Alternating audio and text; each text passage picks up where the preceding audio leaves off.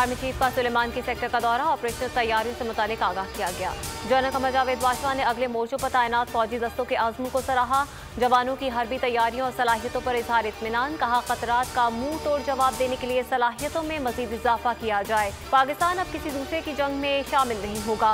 वज़ीर आज़म का दो टोक मौक़िफ़, तकरीर से खिताब में कहा तालिबान अमन की बात कर रहे हैं तो दुनिया को भी एतबार करना चाहिए।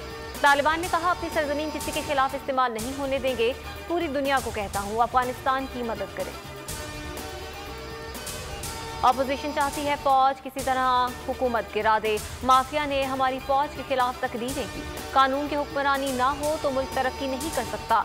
3 साल बहुत मुश्किल से गुजरे, मजबूरी में IMF के पास जाना पड़ा। सऊदी अरब और चीन हमारी मदद ना करते तो काफ़ी मुश्किलात का सामना होता। वज़ीर आज़म का तकरीर से खिताब, कहा भारत फौज के खिलाफ प्रोपेगेंडा करता है, पाक फौज को कमज़ोर करना चाहता है। ऑपोजिशन ने हुकूमती कारकर्दगी सिफर करार दे दी। बिलावल भुट्टो कहते हैं 3 सालों में पाकिस्तान में सिर्फ माफिया को फायदा हुआ, मुल्क को तबाही के इस दहाने पर पहुंचा दिया कि बहाली में शायद 1 दिहाई लग जाए। अवाम अब झांसे में नहीं आएंगे। हमजा शहबाज ने कहा तहरीक इंसाफ को तकरीबात के बजाय सोग मनाना चाहिए। अवाम को महंगाई, बेरोजगारी और मुआशी बदहाली का शिकार करने पर माफी मांगनी चाहिए। आज खुद नोटिस देने का इख्तियार सिर्फ चीफ जस्टिस को है, किसी दूसरे जज को नहीं।